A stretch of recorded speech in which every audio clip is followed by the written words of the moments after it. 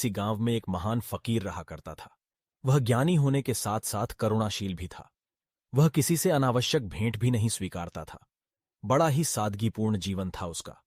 एक कक्ष के झोंपड़े में वह रहता था।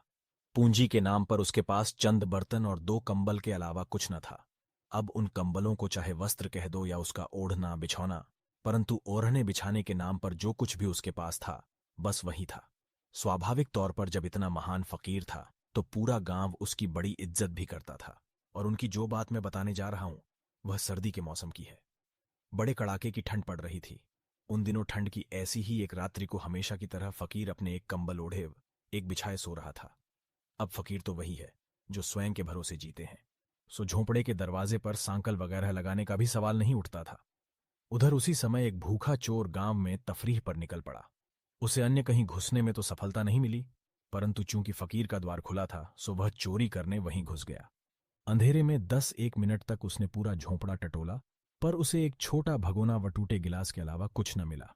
अब इस मौसम में ये 2 टूटे फूटे बर्तन प्राप्त करने हेतु तो उसने यह कष्ट उठाए नहीं थे। सो स्वाभाविक तौर पर वह निराश हो गया। इधर फकीर की नींद क्या, वह तो पहली आहट से ही जाग गया था। परंतु फकीर भी फकीर था।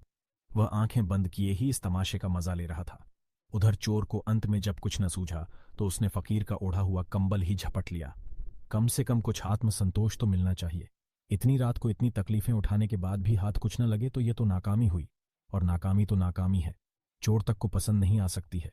सो बस कंबल मारने के आत्मसंतोष के साथ वह दरवाजे से बाहर निकलने को हुआ, लेकिन वह निकल नहीं पाया, क्योंकि फकीर यह सारा तमाशा देख ही रहा था और अब उसके बीच में कूदने का वक्त भी आ ही गया था। बस उसने दरवाजे के बाहर जाते चोर को कड़क आवाज में रुकने को कहा। फकीर की रुआबदार आवाज सुन चोर के तो पांव ही जकड़ गए।